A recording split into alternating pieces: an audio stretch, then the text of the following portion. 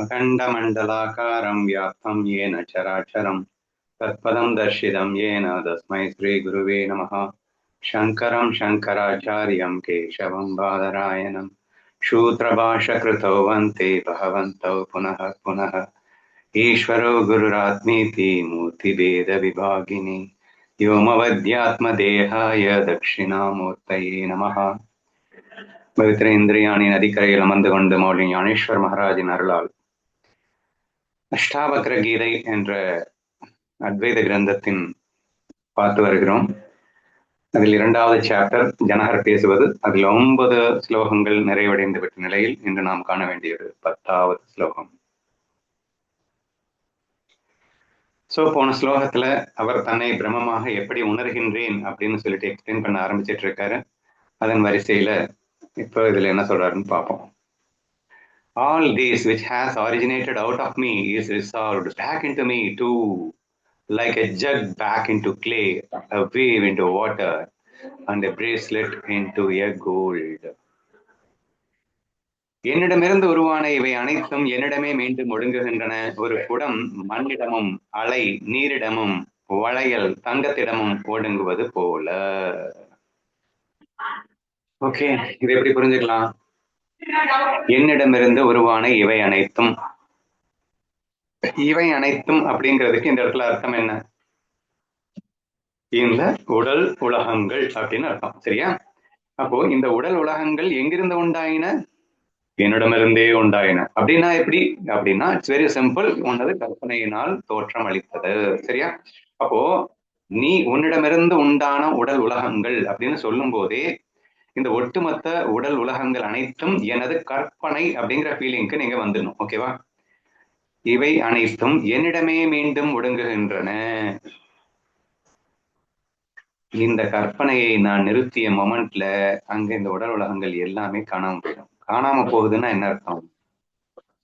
உருவானது என்னிடம், உருவானது என்னிடமே ஒடுங்குகின்றது. அப்ப நான் கற்பனை பண்ணிட்டு இருக்கிற வரைக்கும் இந்த உடல் உலகங்கள் அப்படியே ஜம்முன்னு தெரியுது வெளியில.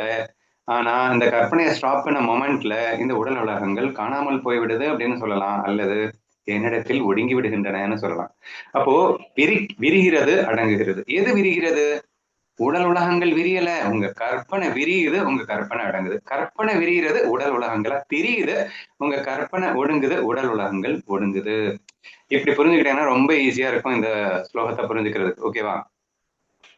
இதுல எக்ஸாம்பிள் என்ன சொல்லியிருக்காரு? ஒரு குடம் மண்ணிடமும் அலை நீரிடமும் வளையல் தங்கத்திடமும் ஒடுங்குவது போல அப்படின்னு எக்ஸாம்பிள் காட்டப்பட்டிருக்கு. ஏன் அப்படின்னா இங்க மண்ணினாலான ஒரு மட்குடம் அப்படின்னு வச்சுக்கோங்களேன். அந்த மண்ணினாலான மட்குடம் ஒரு காலக்கிரமத்துல என்ன ஆகும் அப்படின்னு சொன்னா அது மண்ணாவே தான் மாறிடும். அதே மாதிரி அலை உருவாகிறது, அது கொஞ்ச நேரம் கழிச்சு என்ன ஆகும்னா அது நீராவே மாறிடும். வளையல் அப்படிங்கிறது இருக்கு, அது கொஞ்சம் காலம் கழிச்சு பாத்தீங்கன்னா அது மறுபடியும் தங்கமாவே தான் மாறிடும். அது தங்கம் தான் வளையலா இருக்கு. இதுல ஒரு பெரிய பியூட்டி என்னன்னா, இங்க பாருங்க, இந்த எக்ஸாம்பிள்ஸ்லயே நல்லா கவனிங்க. குடம் மண்ணிடம் ஒடுங்குவது போல அப்படின்னு இருக்கா? குடம் வேற மண்ணு வேறையா? இதுல ஒடுங்குவது அப்படின்றது என்ன அர்த்தம்? மண்ணின் உருவம் தெரிந்தது, இப்போது மண்ணின் உருவம் தெரியல. அவ்வளவுதானே டிஃபரன்ஸ். நல்லா யோசிச்சு பாருங்க. இப்போ ஒரு மண் குடம் இருக்கு, மண் இருக்கு. சரியா? இப்போ மண் குடத்துக்கும் மண்ணுக்கும் ஏதாவது டிஃபரன்ஸ் இருக்கா? ஒரு டிஃபரன்ஸும் இல்ல. ஆனா மண் குடம் என்ற ஒரு தோற்றத்தை, புதுசா ஒரு தோற்றம் மட்டும்தான் வந்திருக்கு இல்லையா? பட் காலக்கிரமத்துல என்ன ஆகும்னா அந்த தோற்றம் மறுபடியும் மண்ணா, அந்த தோற்றம் இல்லாம போகும். தோற்றம் வரும் போகும். தோற்றம் எங்க வருது எங்க போகுது? ரொம்ப பியூட்டி. தோற்றம் எங்க வருது? புதுசா எங்க இருந்தாவது தனியா வந்துருச்சா? ஆனா இந்த மண்ணே தாயா குட மாதிரி தெரியுது. அது எங்க இருந்து உருவானது அப்படின்னா அந்த மண்ணே தான் குட மாதிரி தெரியுது.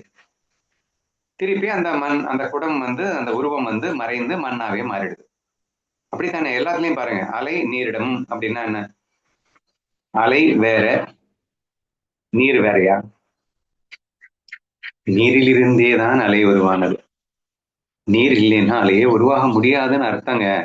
நீ இல்லைன்னா கற்பனையே பண்ண முடியாதுன்னு அர்த்தம். கற்பனையே பண்ண முடியலன்னா உலகமே உண்டாகாதுன்னு அர்த்தம்.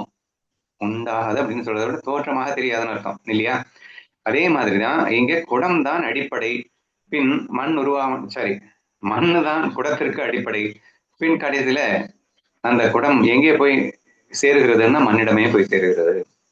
அலைதான் நீருக்கு, நீர் தான் அலைக்கு அஸ்திவாரம். ஆனால் அந்த அலை கண்டிப்பா மறுபடியும் நீரா போய் தான் ஆகணும், வேற வழி இல்லை. அதே மாதிரிதான் வளையல் தங்கத்திடம். தங்கம் இது பேஸ் ஃபார் வளையல். தங்கம் இல்லைன்னா வளையல் நீங்க வச்சிருக்க முடியுமா? வளையல பார்க்கவாவது முடியுமா முதல்ல?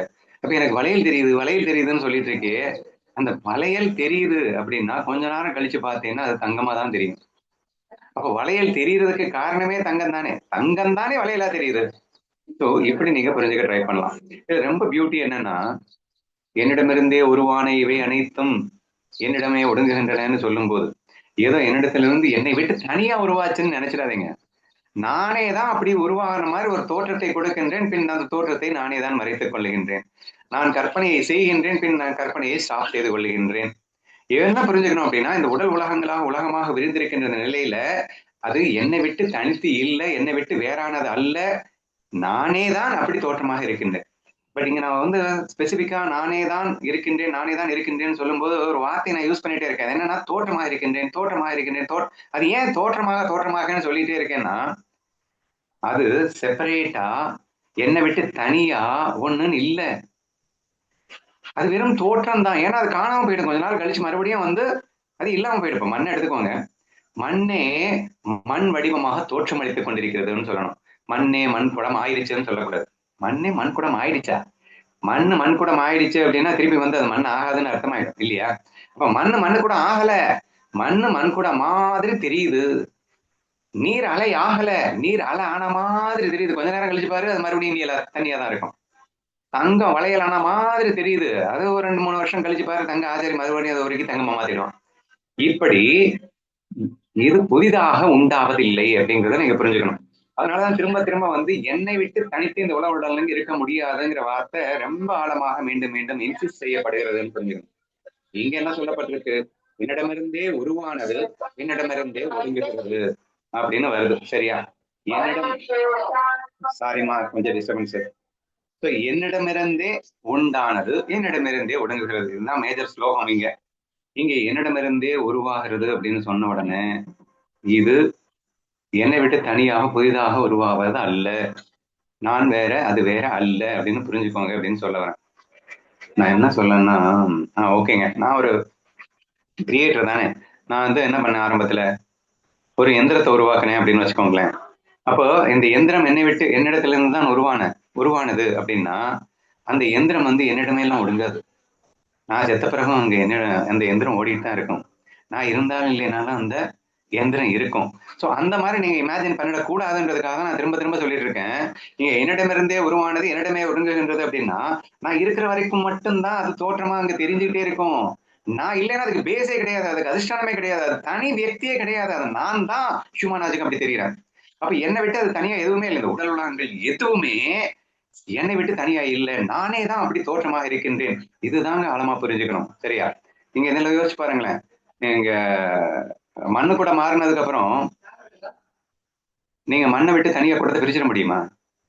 மண் இல்லாம கூட இருக்க முடியுமா? மண்ணே தான் மண் கூடமா இருக்குன்னு புரிஞ்சுக்கணும். சரியா? சரி, it's not the case with the people who are created many things அப்படிங்கிற மாதிரி இல்ல அப்படிங்கிறத புரிஞ்சுக்கோங்க அப்படிங்கிற. அதே மாதிரிதான் அலை நீரிடமும் வளையல் தங்கத்திடமும். ஏன்னா அலை வேற நீர் வேறையா, வளையல் வேற தங்கம் வேறையா? அட ரெண்டும் ஒண்ணுதான்யா. பாக்குறதுக்கு ஒரு உருவம் தெரிஞ்சது, அதுக்கப்புறம் கொஞ்ச நாள் கழிச்சு உருவம் தெரியாம போகுது. அது உருவமா தெரியுதுன்றதுக்காக அது வேறன்னு சொல்லிடாது. ரெண்டு விஷயம் ரொம்ப ஆழமா புரியணுங்க. ஒண்ணு, நான் தான் உலகமா இருக்கேன்னு புரியணும். இன்னொன்னு, அந்த உலகமா நான் இருக்கேங்கிறது உண்மையா இல்லைன்னு புரியணும். என்னையா சொல்றேன், நீதான் இருக்கே இல்ல, நான் உண்மைதான், ஆனா பொய் தோற்றமாக இங்கே இருக்கின்றேன் அப்படின்னா பொய்யாக நான் இந்த தோற்றத்தை எடுத்திருக்கின்றேன். ஏன் பொய்ன்னு சொல்றேன்? நீ சத்தியம் தானே, சத்தியத்துல இருந்து எப்படி பொய் வரும் அப்படின்னு கேட்கலாம். சத்தியங்கிறது நிரந்தரமானதுங்க, ஆனா தோற்றம்ங்கிறது வந்து போவது. அப்ப அது பொய்ன்னு தானே சொல்லணும். அப்ப நான் மண்ணான நான் மண் குடமானேன், ஓகேவா? மண்ணான நான் மண் குடமானேன் அப்படின்றப்போ மண் மட்டும்தான் சத்தியம், மண் குடம் சத்தியம்னு சொல்லக்கூடாது. ஆனா மண்ணை தவிர மண் குடத்துல எதுவுமே இல்லை, அப்ப சத்தியம்னு ஏன் சொல்லக்கூடாதுன்னு நீங்க கேட்பீங்க. மண்ணை தவிர மண் குடத்துல ஒண்ணுமே இல்லை, அதனால மண் குடம் சத்தியம்னு சொல்லலாம்னா மண் நிரந்தரம் அப்படின்னு சொல்றோமே, மண் குடம் நிரந்தரமா? அந்த உருவத்தை பத்தி பேசிட்டு இருக்கோம் ஐயா. அந்த உருவம் கண்டிப்பா நிரந்தரம் கிடையாது, ஆனா அதனுடைய அதிஷ்டான நிரந்தரம் தான். அந்த உருவம் மாறிடும்ல. இந்த உருவத்தை நாங்க பொய்ன்னு சொல்றோமே தவிர, தோற்றம் தோற்றம் அதனாலதான் சொல்றோமே தவிர, உண்மையாவே அது இல்ல. உண்மையாவே இருந்ததுன்னா அது உண்மையா அது வந்து அப்ப நான் இப்படி ஒரே ஆள் இப்படி பலவாக இருக்க முடியுங்கிற அந்த பேசிக் லாஜிக்கே வந்து அடிபட்டுடும் அப்படிங்கிறத புரிஞ்சுக்கணும். ஸோ இந்த ரெண்டு விஷயம் தான் அத்வைத சித்தாந்தத்துல ரொம்ப ரொம்ப முக்கியமானது. இந்த உடல் உலகங்களாக விரிந்திருப்பதே நான் அப்படின்னு தெளிவா புரியணும். ஆனால் இந்த உடல் உலகங்களாக இருப்பவை அனைத்தும் மாயான்னு புரியணும். மாயான்னா பொய் தோற்றமாக நானே இருக்கின்றேன். அப்போ நானே மாயையாய் விரிந்திருக்கின்றேன். நானே உண்மையா விரியல. நல்லா புரிஞ்சுக்கோங்க. உண்மையான சத்திய வஸ்துவான நான் மாயையாக விரிந்திருக்கின்றேன். மாயா மட்டும்தான் விரிய முடியும். சோ தேர்ஃபோர் மாயையாக உடல் உலகங்களாக விரிந்திருக்கின்றேன் அப்படின்னு புரிஞ்சுக்கோங்க. சிம்பிளா ஒன்றும் புரியலைன்னா கற்பனை வேர்ல்டு தாங்க. நீ உட்கார்ந்துருக்கீங்க, கற்பனை பண்றீங்க, உடல் உலகங்கள் வந்தது, கற்பனையை ஸ்டாப் பண்றீங்க, உடல் உலகங்கள் போயிடுச்சு. கிளாஸ் முன்னாடி உட்கார்ந்துட்டு இருப்பான், வாத்தியார் கிளாஸ் எடுத்துட்டு இருப்பாரு, போர் அடிக்கும், ஓ அப்படின்னு சொல்லிட்டு அவன் பாட்டு கற்பனைக்கு போயிடுவான். இவன் பாட்டுக்கு அங்கே எங்கேயும் சுத்திட்டு இருப்பான், கேர்ள் ஃப்ரெண்ட் குதிச்சுட்டு இருப்பான், எல்லாம் பண்ணிட்டு இருப்பான். திடீர்னு வாத்தியார் அங்கிருந்து ஒரு சாக் பீஸ் எடுத்து டொம்னு போடுவாரு. அது நெத்தியில வந்து விழுந்த உடனே டக்குனு அந்த உலகம் காணாம போயிடும். எப்படி காணாம போச்சு அப்படின்னா அது எங்கிருந்து உருவாச்சோ அங்க போய் ஒடுங்கிடுச்சு. புரியுதா? அப்போ இந்த ஒடுங்குதல் அப்படிங்கிறது ஒண்ணு இருக்கிறதுனால சத்தியம்னு சொல்ல முடியாது. அப்போ அவன் பண்ண கற்பனை, அந்த கற்பனையில வந்து அமெரிக்கா என்னமோ கேர்ள் ஃப்ரெண்ட் இதெல்லாம் உண்மையா? உண்மை இல்லாத வெறும் தோற்றமாக. அதெல்லாம் யார் அப்படின்னா இவன் தான். இவனுடைய கற்பனையில இவன் தானே. அந்த பெண்ணாக வந்திருக்கலாம், என்ன வேணா வந்திருக்கலாம் அந்த கற்பனையில. அத்தனையும் இவனே தான். இவனே தான் அத்தனையுமாக மாறிக்கொண்டான். உண்மையாகவான்னு கேட்டா உண்மையாக இல்லை. உண்மையாக என்ன நிரந்தரமா இருக்கணும்ல. தொப்புனு சாக் பீஸ் வந்து விழுந்த உடனே அவன் உள்ள வந்துடுறான் அப்படின்னு சொல்லும்போது இது பொய்யாக மாயையாக நானே விரிகின்றேன் அப்படின்னு நம்ம புரிஞ்சுக்கிறோம் இல்லையா? அந்த மாதிரி நீங்க ஆத்ம வஸ்துவானது அதுவே இங்கே உலகமாக விரிகிறது என்றும் அதுவே பின் தன்னிடத்தில் ஒடுங்குகிறது என்றும் புரிந்து கொள்வீர்களே. ஆனால் இந்த ஸ்லோகம் தெளிவாக புரிந்துவிட்டது என்று அர்த்தம். ஓகேவா?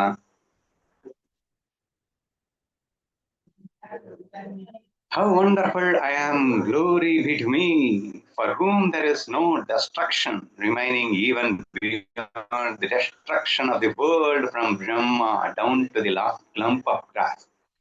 இப்போ இந்த இந்த ரகசியத்தை நம்ம தெரிஞ்சதுக்கு அப்புறம் நம்மள நாமளே எப்படி கொண்டாடுறோம் அப்படிங்கிறது தான் இந்த ஒரு ஆச்சரியமான ஸ்லோகம் அமைந்திருக்கிறது.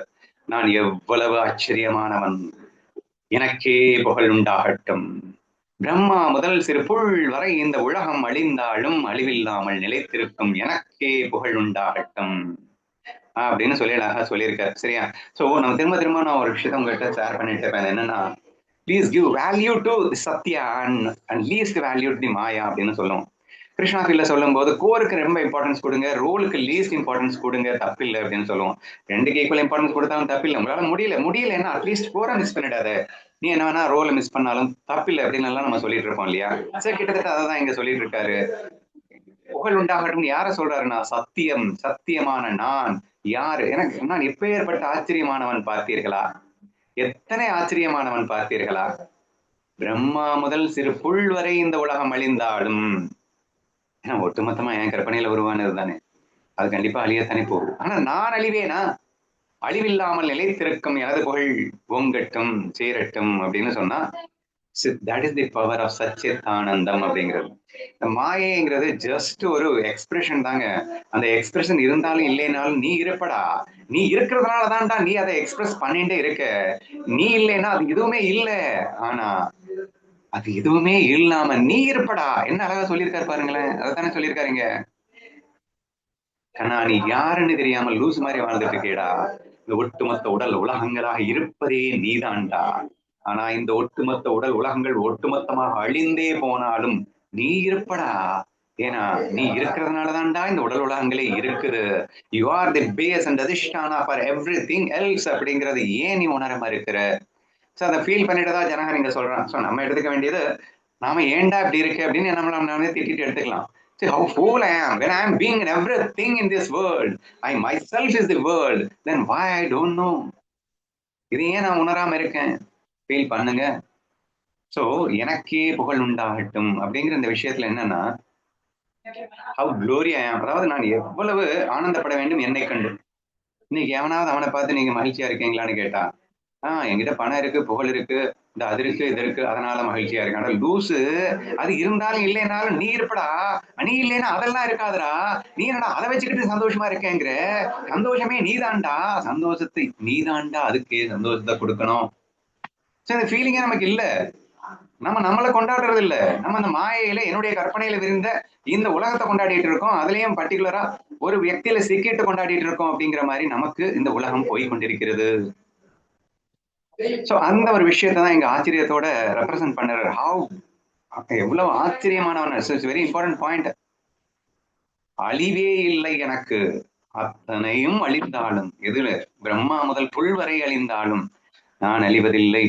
ஏன் இவ்வளவு ஸ்ட்ரெஸ் பண்ணி சொல்லியிருக்காருன்னா, இந்த அழியும் உலகத்தை தான் நீ நம்புறியே தவிர இந்த அழியும் உலகத்திற்கு அதிஷ்டானமாக நான் இருக்கின்றேன் அந்த பிரம்மத்தை நீ மறந்துட்டியேடா. சோ நீ யார மறக்க கூடாதோ அதை மறந்துட்டியே. எதை மறந்தாலும் தவறில்லையோ அதனை இறுக்கி பிடிச்சிட்டு இருக்கியே. இதுதான் மேட்ருங்க. சரியா? நம்ம இதுக்கு 2-3 ஸ்லோகத்துக்கு முன்னாடி ஒண்ணு பார்த்தோம். எது கண்களுக்கு தெரிகிறதோ அது உண்மை இல்லை, எது உனக்கு தெரியலையோ அதுதான் உண்மை அப்படின்னு நம்ம பார்த்தோம் இல்லையா? ஐ திங்க் ஃபர்ஸ்ட் ஸ்லோகத்துல, ஃபர்ஸ்ட் அத்தியாயத்துல சொல்லியிருந்தார் அவர். அப்போ ஸ்டில் நமக்கு எதுக்கு வேல்யூ கொடுக்குறோம் அப்படின்னா, அது அப்பட்டமா தெரியுதுங்க, ஸ்பஷ்டமா தெரியுது இந்த உலகம் நிரந்தரம் இல்லைன்னு. நாம கிட்ட வர்றவங்க யாரும் நிரந்தரம் இருக்க மாட்டாங்கன்னு தெரியுது. ஏன்டா நம்புற? ஆனா ஏன் உன்னை நம்ப மாட்டேங்கிற? நிரந்தரமாக இருக்கக்கூடிய உன்னை நம்ப மாட்டேன் என்கிறாய். நொடிக்கு நொடி மாறிக்கொண்டிருக்கும் மாயையை நம்புகின்றாயே மடையனானி. சோ இந்த ஒரு ஆச்சரியத்தை நம்ம எக்ஸ்பிரஸ் பண்ணிக்கிட்டா போதும் அப்படின்னு நினைக்கிறேன் இந்த ஸ்லோகத்துல. சரியா? சோ நான் மிகவும் ஆச்சரியமானவன். ஏனென்றால் பிரம்மா முதல் சிறு புல் வரை அனைத்தும் அழிந்தாலும் நான் அழிவதில்லை. இதை சொல்றதன் மூலியமா give value for the Parabrahma and that is your. உன்னுடைய ரியல் ஐக்கு நீ இம்பார்ட்டன்ஸ் கொடு, உன்னுடைய பொய் ஐக்கு நீ இம்பார்ட்டன்ஸ் கொடுக்காத. உண்மையான நான் யாருன்னு புரிஞ்சுக்கோ, அதுதான் நீ ஆனந்தப்படு. அந்த ஆனந்தம் தான், அது இருப்பதால் தான் இந்த உலகமே இருக்கின்றது என்பதை மறவாதே. நீயே பொய்யாய் தோற்றமாய் தெரிந்து கொண்டிருக்கின்றாய். அந்த தோற்றம் கண்டிப்பாக உன்னிடத்திலே ஒடுங்கும் என்பதை முதல்ல சொன்னாரு.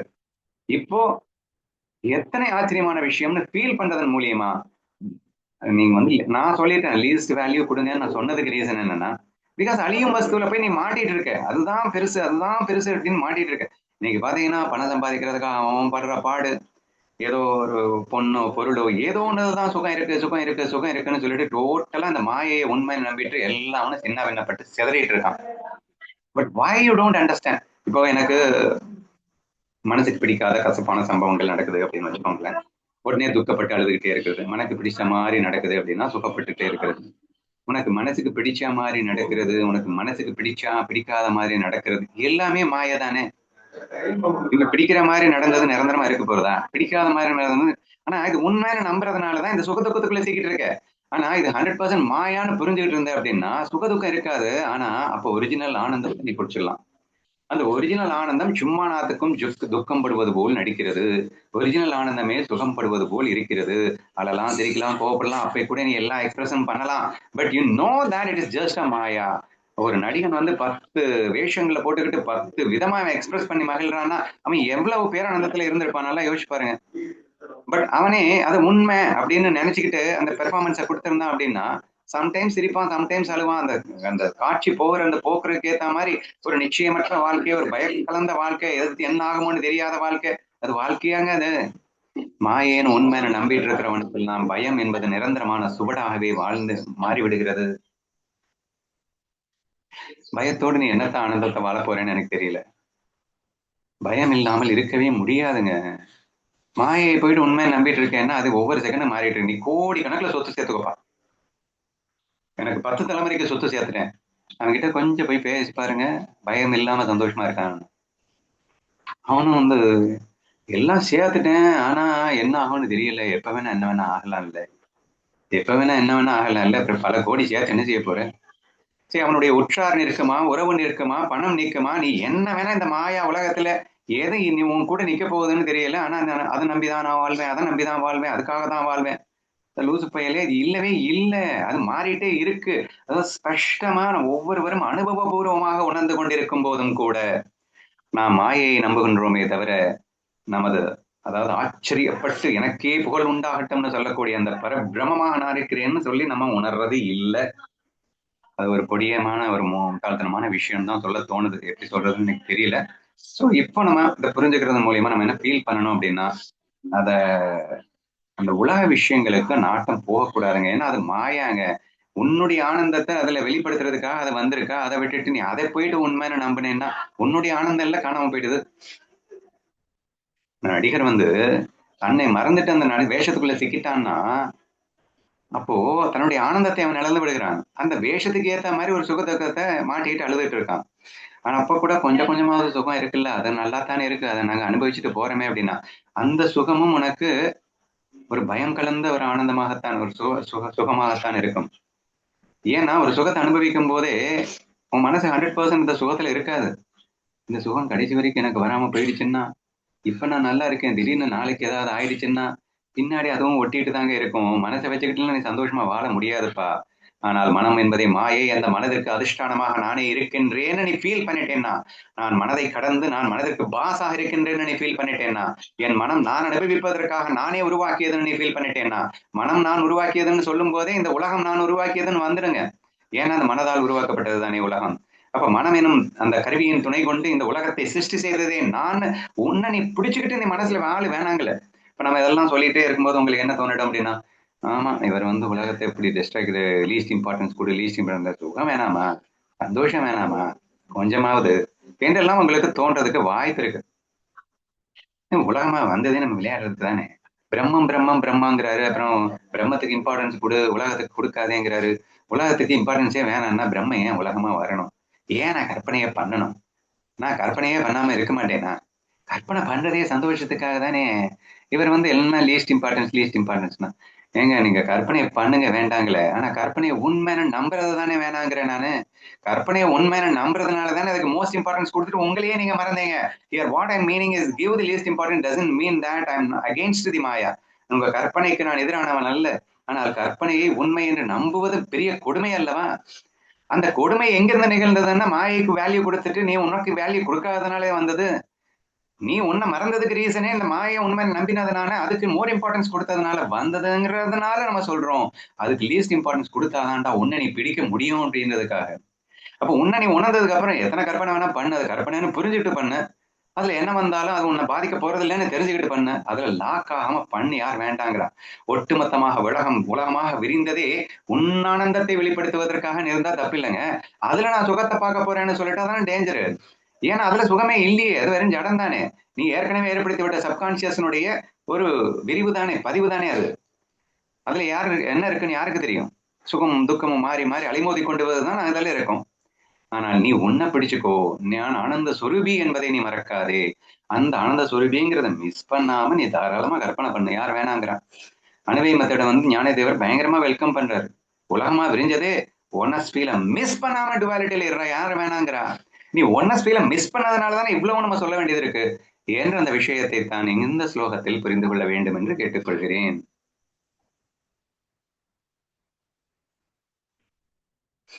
How wonderful I am, glory be to me, solitary even though with a body, neither going or coming anywhere, I who abide forever, feeling all that is. மறுபடியும் மறுபடியும் நான் நான் நான் என்று அற்புதமாக, நான் நானே சொல்லக்கூடாதுன்னு சொல்லிட்டு இப்ப என்ன இவர் நான் நான் சொல்றாருன்னா, நம்ம இந்த மைக்ரோ நானை பேசலைங்க, மெகா நானை பத்தி பேசிட்டு இருக்கோம். சத்திய நானை பத்தி பேசிக் கொண்டிருக்கோம், சச்சிதானந்த நானை பற்றி பேசிக் கொண்டிருக்கின்றோம். அந்த நான் நம்ம ஃபீல் பண்ண வேணும் அப்படிங்கிறதுக்காக இந்த ஸ்லோகம் அமைக்கப்பட்டிருக்கிறது. நான் மீண்டும் மறுபடியும் சொல்றாரு, நான் எவ்வளவு ஆச்சரியமானவன், எனக்கே புகழ் உண்டாகட்டும். அகெயின் அண்ட் அகெயின் சொல்றாரு, உடல் கொண்டிருந்தாலும் நான் தனித்தவனே, எங்கும் செல்வதன் இல்லை வருவதன் இல்லை, அனைத்திலும் நிறைந்திருந்து என்றும் நிலைத்திருக்கும் எனக்கு புகழ் உண்டாகட்டும். என்ன அளவுக்கு அருமையா இந்த மாயா நான், மாயா நான், இந்த ரெண்டையும் அழகா இங்க பிரிச்சு பிரிச்சு காட்டுறாருன்னு பாருங்க. இங்க நான் ஒரு உடலோடு இருக்கேன், சரியா? இங்க நான் ஒரு உடலோடு இருக்கிறேன் அப்படிங்கிறதுக்காக நான் இந்த உடலே நான் அர்த்தம் கிடையாது. இந்த உடலே நானும் நினைச்சிட்டு இருந்தேன்னு வச்சுக்கோங்களேன், உடல் போயிட்டு இருக்கும்போது நானும் போறேன், உடல் வந்து கொண்டு இருக்கும்போது நானும் வர்றேன், இந்த உடல் அழும்போது நானும் அழுறேன், இந்த உடல் சிரிக்கும் போது நானும் சிரிக்கிறேன், இந்த உடல் கோவப்படும் போது நானும் கோவப்படுறேன் என்று இந்த உடலோடு ஒட்டி கொண்ட உடலின் அனுபவங்களை எல்லாம் நான் என்று சுமந்து கொண்டிருக்கும் மூடன் அல்ல நான். நான் எவ்வளவு ஆச்சரியமானவன், எவ்வளவு ஆச்சரியமானவன் நான்.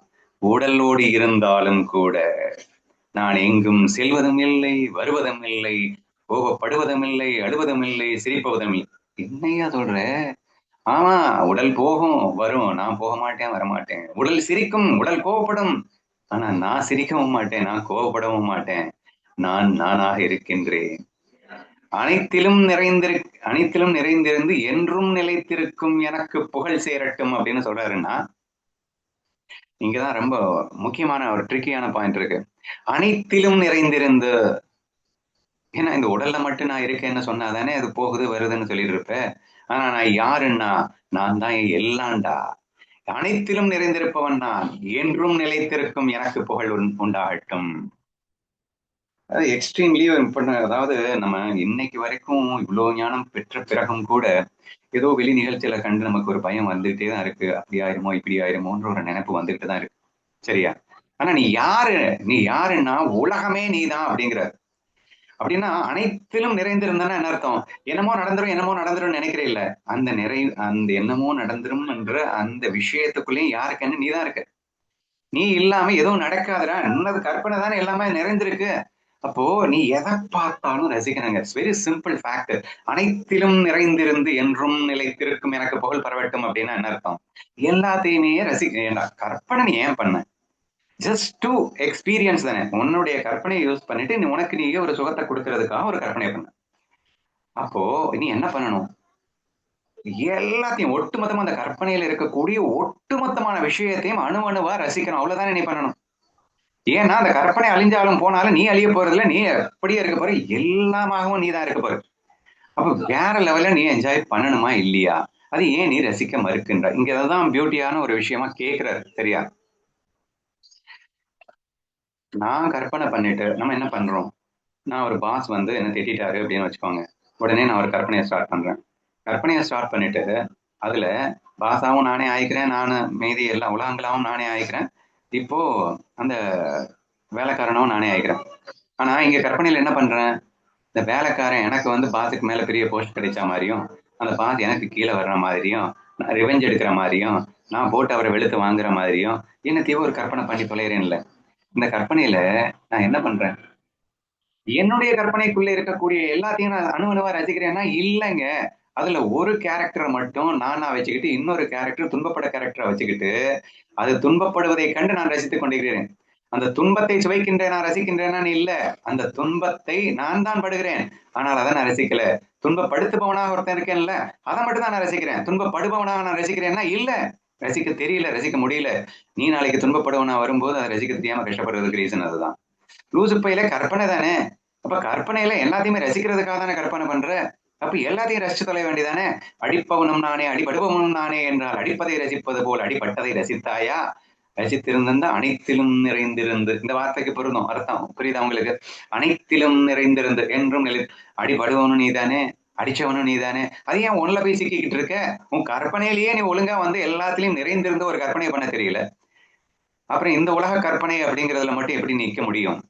But feel it. So just world நீ உன்னுடைய கற்பனையா பார்த்த அப்படின்னு சொன்னா நீ எல்லாத்துலயும் நீயே தான் நிறைந்திருக்கின்ற. உலகமாவே இருக்கிறது நீதான். அப்போ உலகத்துல ஒருத்தன் கொடுமை பண்றான், தப்பு பண்றான், எல்லாமே நீதானே. உன் கற்பனையில நீ தானே பண்ணிட்டு இருக்க. அதை நீ ரசிக்கத்தானே வேணும். அப்போ உனது கனவிலோ கற்பனையிலோ உன்னால் உருவாகப்பட்டதுன்றதப்போ அணுவணுவாக அதை ரசித்துத்தான் ஆக வேண்டும் என்பதை நீங்கள் தீர்மானமாக உணரும் பொருட்டு இந்த ஸ்லோகம் அமைக்கப்பட்டிருக்கின்றது. சோ தெளிவா என்ன சொல்றாரு அப்படின்னா, எல்லாத்துலயும் நீதான் இருக்கன்றதை புரிஞ்சுக்கணும்.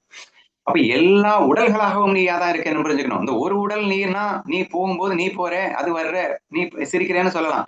எல்லா உடல்களாகவும் நானே இருக்கிறேன்னு சொன்னா அப்ப அந்த நான் வந்து எங்கேயும் போகுமா வருமா?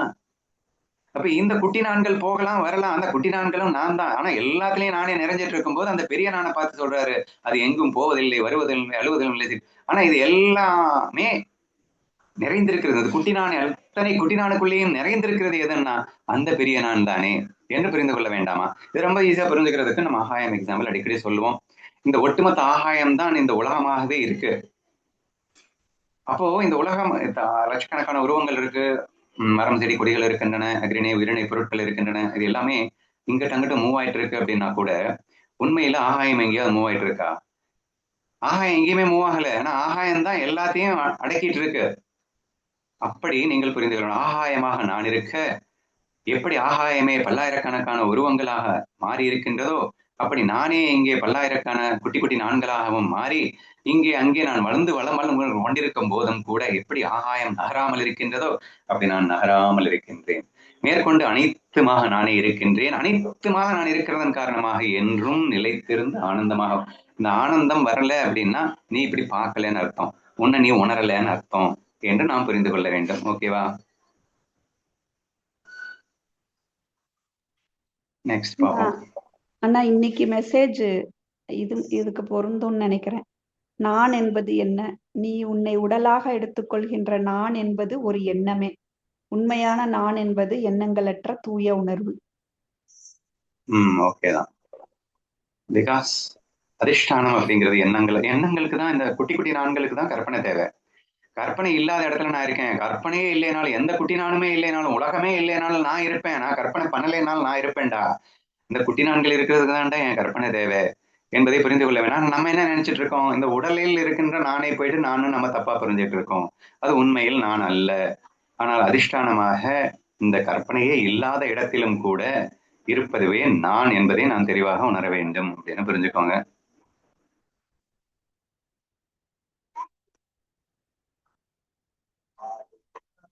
பதிமூணு. How wonderful I am, glory be to me. மறுபடியும் மறுபடியும் தன்னை மிகவும் மிகவும் ஆச்சரியப்பட்டு புகழ்ந்து கொள்கிறார். There is no one so clever as me who have drawn all that is forever without even touching it with my body. Wow. எப்படி இருக்குன்னு பாருங்க. நான் எவ்வளவு ஆச்சரியமானவன், எனக்கே புகழ்ந்தாகட்டும். மறுபடியும், என்னை விட சிறந்த புத்திசாலி எவரும் இல்லை. இந்த உலகத்தையே என் உடலால் தொடாமலேயே என்றும் தாங்கிக் கொண்டிருக்கும் எனக்கு புகழ் சேரட்டும்.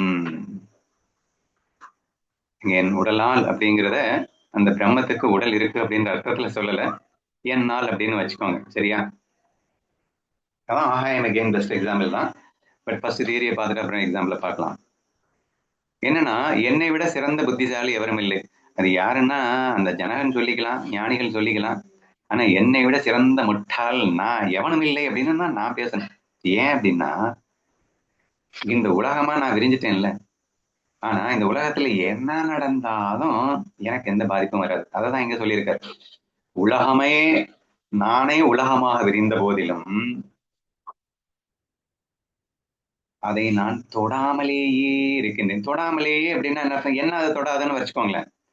ஒட்டுமொத்த உலகமா நான் விரிஞ்சிட்டேனா, அப்ப இந்த உலகத்துல நடக்கிற எந்த நிகழ்ச்சியும் எனக்கு டச் கூட பண்றது இல்லை. ஏன்னா எனக்கு உருவமே இல்லை அப்படின்னு கூட, அப்படிங்கிறதுனால இல்லை.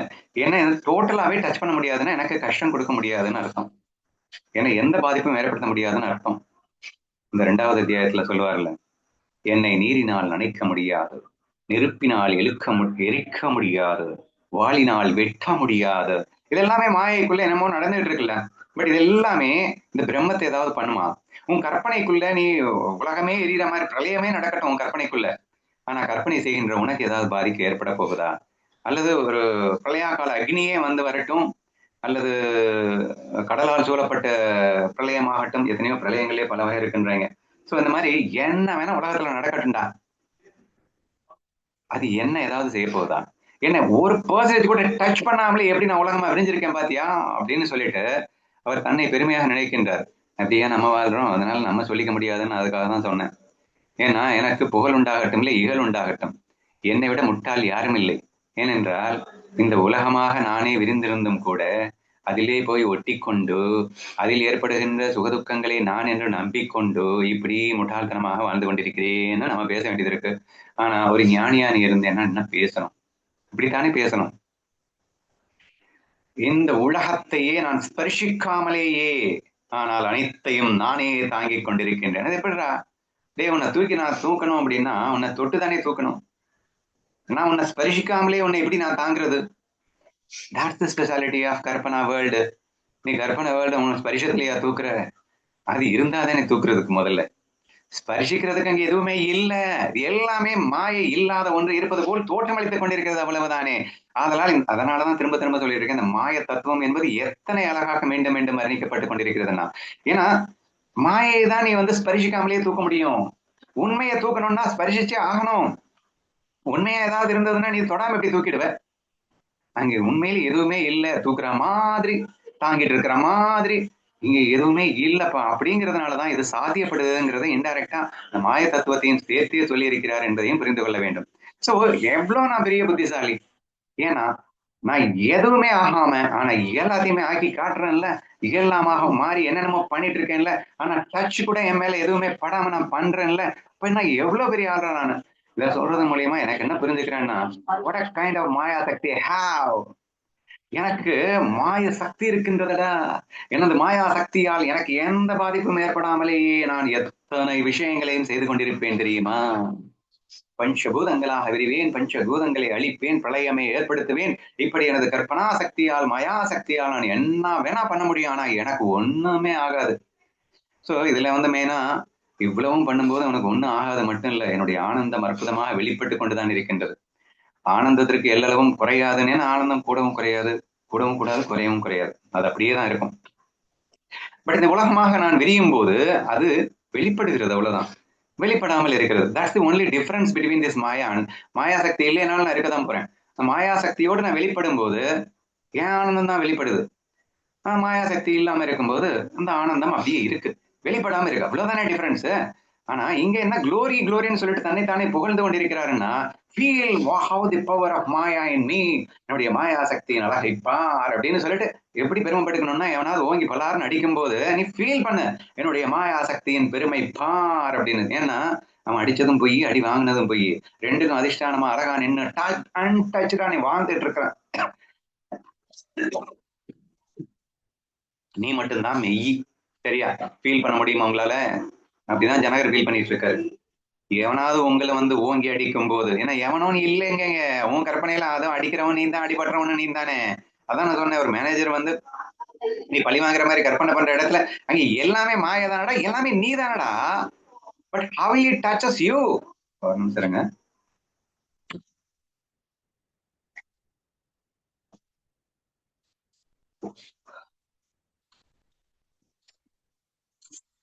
சரியா? So this is the way you have to feel. Feel பண்ண முடியுமா? பண்ணலாம், ஏன் முடியாது? If you realize the world is Maya, then why not? நீ இன்னமும் இந்த உடலை உண்மையை நம்பிட்டு, இந்த உலகத்தை உண்மையை நம்பிட்டு இருக்கிறதுனாலதான் அதனுடைய நிகழ்ச்சி உங்களை பாதிக்குது. தி மொமெண்ட் இதை மாயான்னு ஃபீல் பண்ணிட்டேன்னா நீ யாருன்னு உனக்கு புரிஞ்சிடும், அல்லது நீ யாருன்னு புரிஞ்சா இது மாயான்னு புரிஞ்சிடும் தானே மீண்டும் மீண்டும் சொல்லிக் கொண்டிருக்கின்றோம். So that is this sloka here. So என்னால் ஸ்பரிசிக்கப்படாமலேயே இந்த உலகமாக நான் தாங்கிக் கொண்டிருக்கிறேன்னு சொன்னா, இந்த மாய உலகில் எது நடந்தாலும் அது என்னை எதுவும் செய்யாது. ஆனால் அதர் அனைத்திற்கும் அதிஷ்டானமாக நான் இருக்கின்றேன். அப்படி எல்லாமே நான் தாண்டா இருக்கேன், நானே என்ன அடிச்சிட்டு இருக்கேன், நானே என்ன உருட்டிட்டு இருக்கேன், என்ன பண்ணிட்டு இருக்கேன். ஆனா எனக்கு ஒன்னும் ஆகாது. எனக்கு ஒன்றும் ஆகாமலே இப்படி அனைத்தும் செய்யும் என்னுடைய குளோரி, அதாவது என்னுடைய பெருமையை பார், என்ன ஆச்சரியம் என்னுடைய மாயா சக்தியின் பெருமை என்று நாம ஃபீல் பண்ணணுமா இல்லையா? இந்த மாதிரி சம்பவங்கள் அசம்பாவிதம் நடக்கும் போது என்ன வேணா நடக்கட்டும்டா, எனக்கு என்னடான்னு சொல்லி ஃபீல் பண்ணணுமா இல்லையா? ஃபீல் பண்ணிடுவோம்னு நினைக்கிறேன் இந்த ஸ்லோகத்தை கேட்டதுக்கு அப்புறம். 14th one. How wonderful I am, glory be to me. மறுபடியும் அடுத்து, who possess, I who possess nothing at all and alternately possess everything that speech and mind can refer to. பாரா என்னுடைய மாயா சக்தியான்னு மறுபடியும் ஆச்சரியப்படுறாரு பாருங்க. நான் எவ்வளவு ஆச்சரியமானவன், எனக்கே புகழ் உண்டாகட்டும்.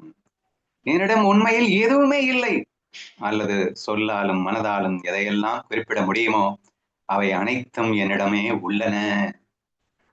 ஏற்கனவே சொன்ன ஸ்லோகம் தான் மீண்டும் இங்கே வந்திருக்கு அப்படின்னு நினைக்கிறேன். ஐ திங்க் அது அவர் சொன்னாருன்னு நினைக்கிறேன் ஃபர்ஸ்ட் சாப்டர்ல.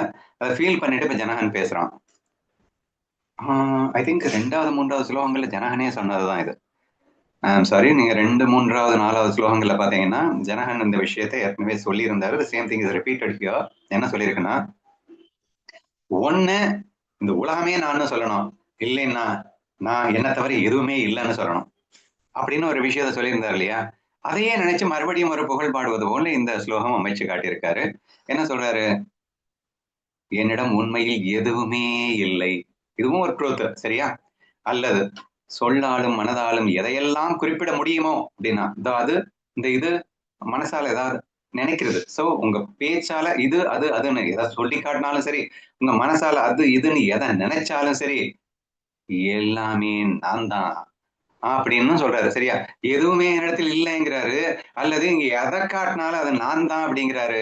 இந்த 2 சத்தியங்களோடும் ஒருவனால் வாழ முடியும் என்றால் என் மாயாசக்தியின் பெருமையை பார்த்தாயா என்று அதையும் ரொம்ப பெருமையா ஃபீல் பண்றாங்க அப்படின்றத நீங்க புரிஞ்சுக்கணும். ஓகேவா? சோ அது என்ன பெருமை கிடைக்குது இதுல அப்படின்னு நீங்க கேட்கலாம். என்ன பெருமையா? ஒண்ணுமே இல்லாம நான் சந்தோஷமா இருக்கேங்கிறது எவ்வளவு பெரிய விஷயங்க. அடிக்கடி ஆழ்ந்த உறக்கம் எக்ஸாம்ல டிஸ்கஸ் பண்றோமா இல்லையா? ஆழ்ந்த உறக்கத்துல என்ன இருந்ததுன்னு நீ சந்தோஷமா இருந்த. தூங்கும்போது ஆழ்ந்த உறக்கத்துல எழுப்பணும்னா ப்ளீஸ் ப்ளீஸ் ஒரு 1/2 மணி நேரம் விட்டுடேன். எங்க பாப்பாங்கெல்லாம் சொல்லுவாங்க. எப்ப எழுப்பினாலும் மாமா 5 நிமிஷம் மாமா அப்படின்னு கேட்பாங்க. ஏன்? அது துக்கமா இருந்தா எந்திரிச்சிருங்க. நான் எழுப்புறதுக்கு முன்னாடி அவனே எந்திரிச்சிருப்பான். இல்ல தட்டணும், அப்பா இந்த நரகத்துல இருந்து காப்பாத்திட்டாங்கடா சாமியில எந்திரிக்கணும். அது என்னது 5 நிமிஷம்? அந்த சுகத்தை விட முடியல. இன்னொரு 5 நிமிஷம் அந்த சுகத்தை அனுபவிச்சிடலாமே அப்படின்னு தானே தூங்கிட்டு இருக்க. அங்க என்ன இருந்தது? ஒரு மண்ணும் இல்ல இல்ல. ஆனா சந்தோஷமா இருந்தே இல்ல. அப்ப எதுவுமே இல்லாமல் சந்தோஷமாக என்னால் இருக்க முடியும். அந்த சச்சிதானந்தம். ஆனா அடுத்ததுதான் நம்ம கோட்டை விட்டுறோம். அடுத்தது எல்லாமே நான்னு சொல்லலாம் அப்படிங்கிற விஷயமும் இருந்திருந்ததுன்னா இந்த மாயா உலகத்துல என்ன நடந்தாலும் நான் சந்தோஷமா தான் இருக்கேன். இந்த ரெண்டுமே ஈக்குவலி சூப்பரான ஒரு விஷயங்க. எதுவுமே இல்லாம உன்னால சந்தோஷமா இருக்க தெரியணும்.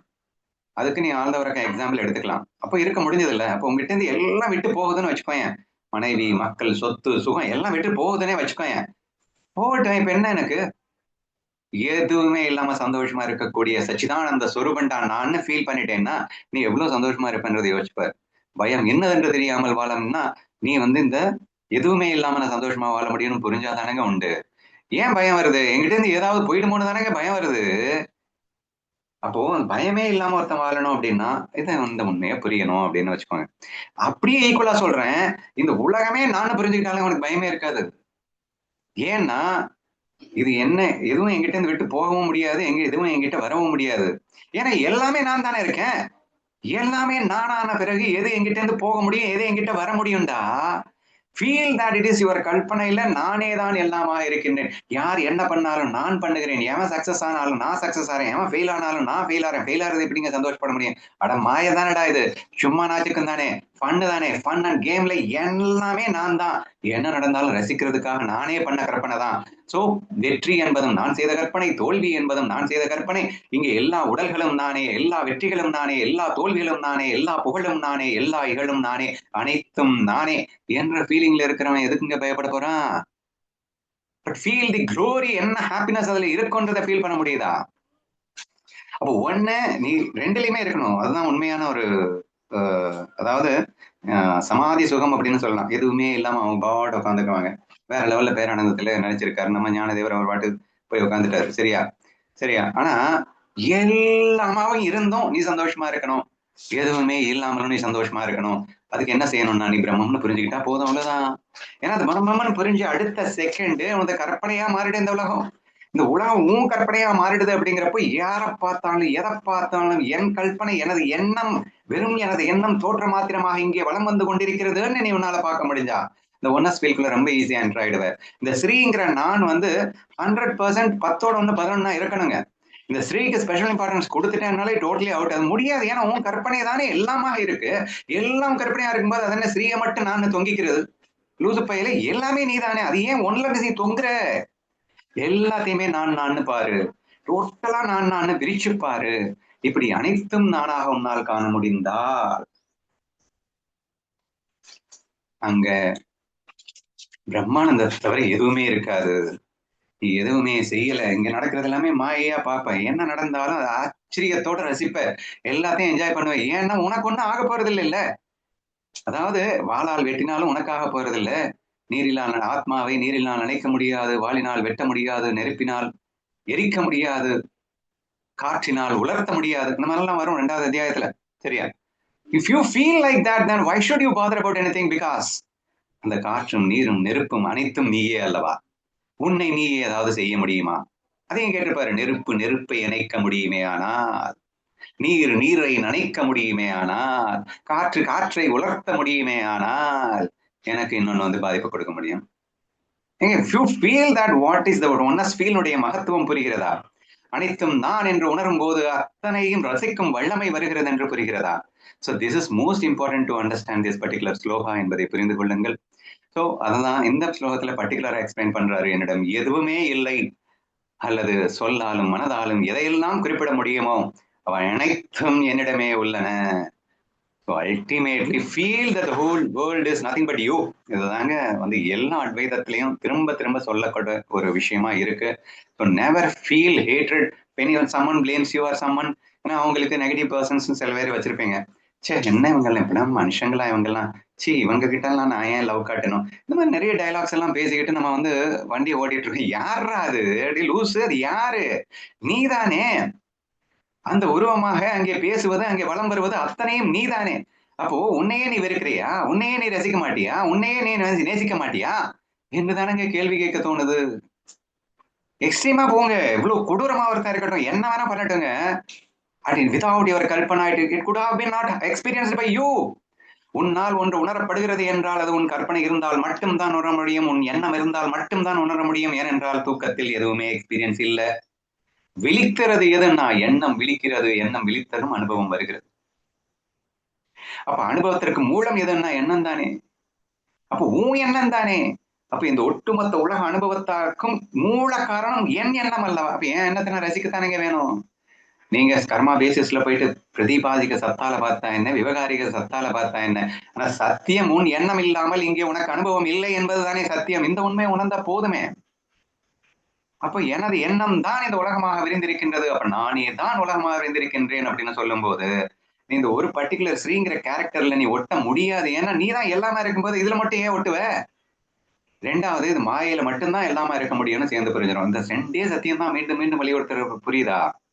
இப்ப சத்திய உண்மையான நானே பொய்யாக மாயையாக எல்லாமாக விரிந்திருக்கின்றேன்.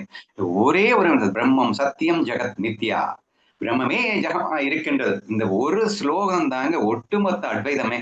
நீங்க சுத்தி சுத்தி எப்படி திருப்பி அடிச்சாலும் அங்கதான் போய் நிக்குதுன்னு புரியுதா? பிரம்மம் சத்தியம் ஜெகத் நித்யா, பிரம்மமே ஜெகமாய் இருக்கின்றது. அட் தி சேம் டைம் அது மித்யாவா தான் இருக்கும். இந்த ஒரு சத்தியத்தை மட்டும் என்றென்றும் மறவாமல் இருக்க முயற்சி செய்வோம். இந்த 12, 13, 14 பார்த்தோம்னா சித்தாபாச சொல்ற மாதிரி தான் இருக்கு. 12 உடல்னு சொன்னாரு, 13 புத்தி அப்படின்னு சொல்றாரு, 14 மனசு அப்படிங்கிறாரு. இப்ப சித்தாபாஸ் இந்த மூணுமே ஜடம்தான்டா, என்டர் ஒரிஜினல் கான்சியஸ்ட இருந்து தான் ரெஃப்ளெக்ட் ஆகி இந்த மூணுமே வந்திருக்கு அப்படிங்கும்போது இருக்கிறது நான் மட்டும்தான், அந்த சித்தாபாசும் ஒரிஜினல் தான் அப்படிங்கறத புரிஞ்சுக்கோ அப்படிங்கிற மாதிரி இருக்கு. இல்ல எல்லா சித்தாபாஸ்களாகவும் இருப்பது நானே அப்படின்னு புரிஞ்சுக்கிட்டா ஓகே. இங்க சித்தாபாஸ் is not different from myself. Cittapas is nothing but original consciousness. It is me who appears to be like a different individual consciousness. It doesn't mean that all the individual consciousness are really different. It appears to be different. But who is in all these things? I myself is in all these things. So I am the only one original consciousness which appears to be in all the different individual consciousness. அப்படிங்கிறத சொல்ல வந்தா correct. ஆமா, அப்படிதான் சொல்ல வரேன். ஒரிஜினலே தான் இங்க டிஃப்ரெண்டா அந்த சித்தாபாசா உடல் மனம் புத்தியா விதவிதமா வெளிப்படுதே தவிர என்னை தவிர எதுவுமே இல்லை அப்படின்ற மாதிரி தான் புரிஞ்சுக்கிறேன். Okay okay.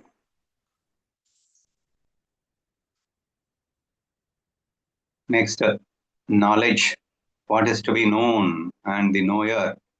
These three do not exist in reality. I am the spotless reality in which they appear because of ignorance. திரிபுடிகளை பற்றிய ஒரு விஷயத்தை இங்கே பேசியிருக்கிறார். அறிவு அறியப்படும் பொருள் அறிபவன் ஆகிய இந்த மூன்றும் உண்மையில் கிடையாது. அறியாமையினால் இவை எதில் தோன்றுகின்றனவோ அந்த தூய்மையான உண்மை பொருள் பரம்பொருள் நானே. அறியாமையினால் தோன்றுகின்றது எதுவோ அதுவே நானே. சூப்பரா சொல்லியிருக்காரு. I need to take little more time, so I will discuss this in the tomorrow's class.